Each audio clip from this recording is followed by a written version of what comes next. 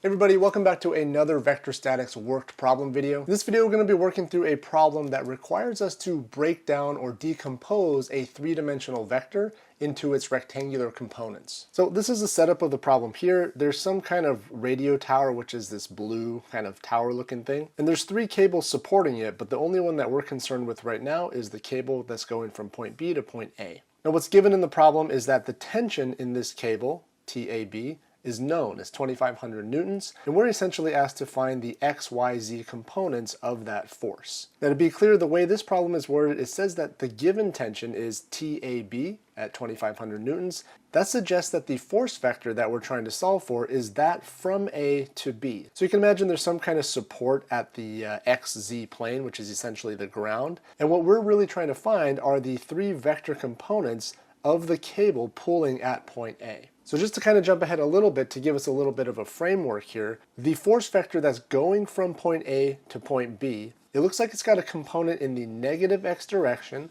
the positive Z direction, and the positive Y direction. So it's important to kind of have that in mind before we just start jumping into the math here. Again, we're trying to find the force vector from point A to point B, which is the tension in the cable. Now for problems like these where you're not really given any angles, like we don't have the angle from the y-axis, we don't have any kind of phi angle in the xz plane, but we are given dimensions to point A with respect to the origin and to point B with respect to the origin as well. So for this type of problem, the most effective strategy is to use the unit vector approach, where we write the vector that we're after, which is this TAB vector, in its most generic form as a magnitude times a direction. So this is one way to express any vector.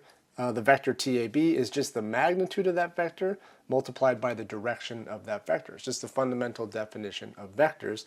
Now when we express the vector this way, we actually know what this is already. That was given in the problem statement as 2,500 newtons. So what this means is we know how hard that cable is pulling. We know how much tension is in that cable.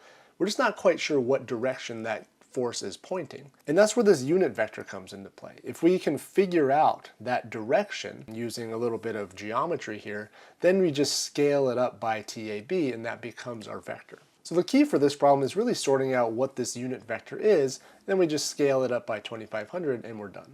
Now using the unit vector approach is fairly straightforward because it follows the same process every time you apply it. Namely, if we want to find the unit vector that goes from point A to point B, which by the way appears here on the actual diagram, right? It's just this little unit vector that goes from point A to point B. I'll call that lambda AB right there.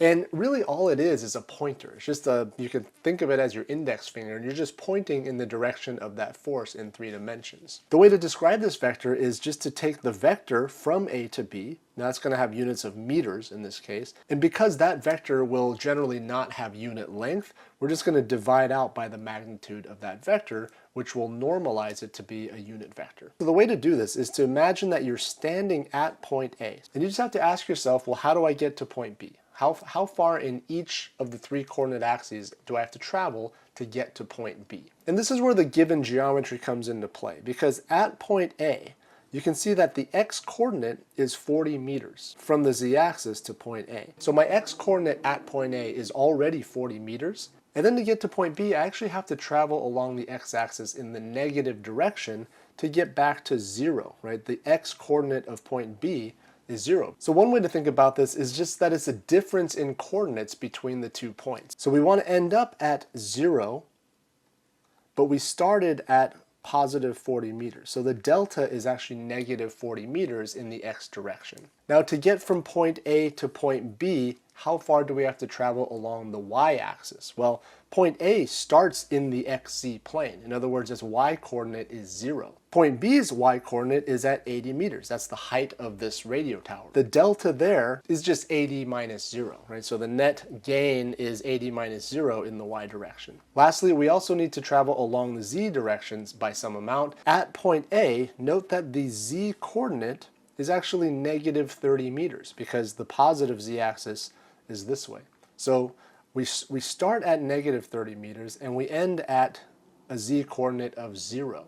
Right? So the delta there actually becomes positive 30 because you got a double negative here, and that makes sense because traveling from point A to point B would require us to travel along the positive z-axis. Okay, so that's the vector that goes from point A to point B. And then of course this entire vector has units of meters. Now of course this vector in general does not have unit length. I mean, these are pretty large numbers. The lambda vector, lambda AB, by definition is a dimensionless unit vector, right? So again, it's just a pointer pointing in the direction of that force. So the way to make this vector AB into lambda is to divide through by the magnitude of the vector AB. So all we need to put in the denominator here is just the magnitude of this vector above. And keep in mind the denominator here also has units of meters because it's the magnitude of that vector, and it happens to have a value of 94.3 meters. So the first component of the lambda vector is just minus 40 over 94.3, and that's in the I direction. Second component is just 80 over 94.3, that's J. Last component K is 30 over 94.3, and that's in the K direction. Now keep in mind that this doesn't have any units because our units of meters canceled out in the numerator and the denominator. So are we done with the problem yet? Not quite. Recall that the original question was asking us to find the force components of this vector TAB. So the first thing we did is that we defined this vector TAB as the magnitude, which we knew, 2,500 newtons, multiplied by some unit vector that we had to work on a little bit. So now we actually have that unit vector. So a little bit redundant here, but I think it's worth rewriting.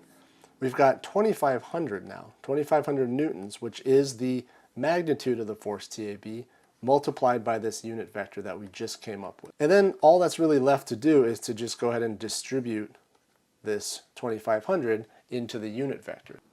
And so this is the force vector TAB. So this is the force vector. You could think of this as the force due to the cable AB acting on point A. So it's as though you're a person at point A. The cable is pulling on you at this point A with this force vector right here. So you've got some component in the x direction. Let's think about that. We've got minus 1060 newtons in the I direction. So does that make sense? Is this cable trying to pull this pink dot in the negative x direction? Yes. And then we've got a positive y and a positive z component. So again, is this cable trying to pull this pink dot at point A in the positive y direction? Yes, because it's kind of going up towards the top of the tower. Is it trying to pull it in the positive z direction? Yes, because of just the given geometry here. So this force vector does seem to check out with our intuition in terms of the signs at least, which is good.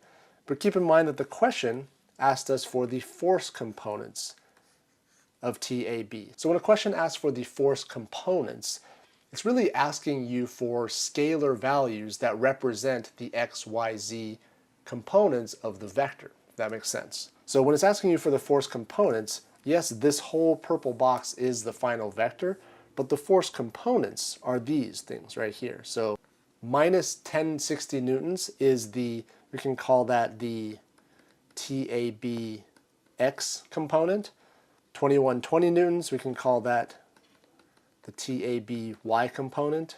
And 795 newtons, we can call that the TAB z component. And so these are actually the force components that you would box up as your answer. Okay, so there you go. It's a relatively straightforward problem, but I think that the process is what's important here. Anytime you've got a force vector in 3 dimensions for which you have geometric dimensions, but not necessarily like Euler angles, then the unit vector approach is really beneficial, and often it's a pretty straightforward approach to breaking down that vector into its rectangular components. All right, so that's going to do it for this one. If you haven't already, make sure to subscribe to our channel. We've got tons of videos for the ME department here at Cal Poly Pomona. These are videos that are created by our faculty for the courses in our curriculum here. So if you're a student here, it's a fantastic resource. Go check them out. If you're not a student here, that's okay too. Feel free to browse around. We've got a ton of great videos produced by our faculty here in the mechanical engineering department. Thanks again for watching. Thanks for subscribing to our channel here if you haven't already. And we'll see you next time.